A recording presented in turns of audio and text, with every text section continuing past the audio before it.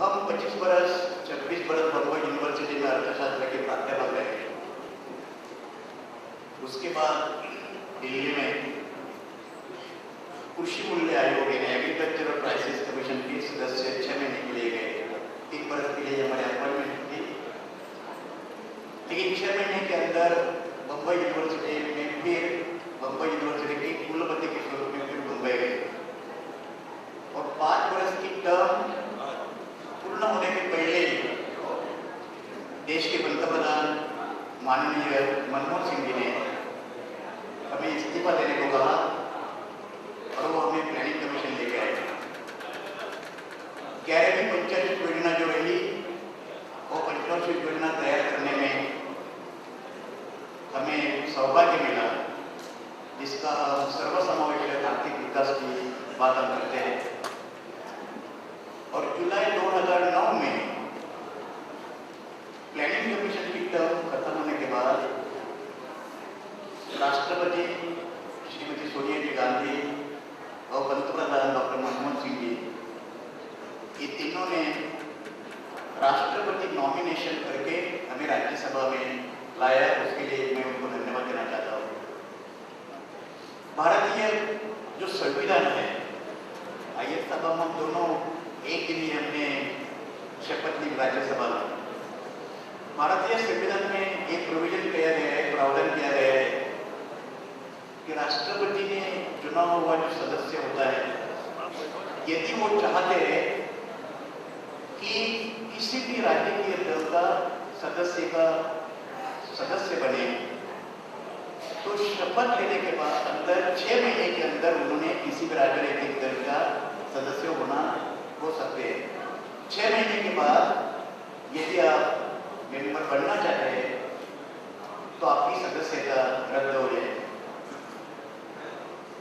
6 महीने पूरे होने के लिए सिर्फ 20 दिन बाकी थे और हमें इस देश की सर्वोच्च नेता श्रीमती सोनिया गांधी जी के ऑफिस से फोन आया कि आपको मिलने के लिए बुलाया। उनसे मेरी बात हुई, हमने मन की तैयारी की क्योंकि अपने एकेडमिक रहे और उसके बाद 8 दिन के अंदर राहुल जी से बात हुई। उसी दिन 19 सितंबर 2009 में पंतप्रधान जी से बात हुई और हमने 20 दिन होने के पहले, 6 महीने पूरे होने के पहले ऑफिशियली हमने कांग्रेस पार्टी ज्वाइन की। ये सब बताने की आवश्यकता ये है कि मैं पहले कब था, किधर था, क्या पोजीशन, इसमें मुझे बिल्कुल भी दिलचस्पी नहीं।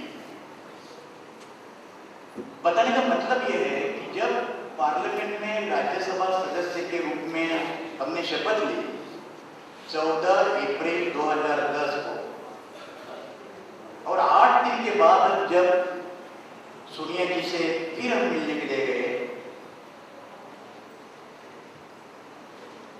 और उनसे हमने कहा, जिसका संदर्भ इस मीटिंग में है, इस ट्रेनिंग कैंप में है और जिसका मतलब मेरा कांग्रेस ज्वाइन करने में है।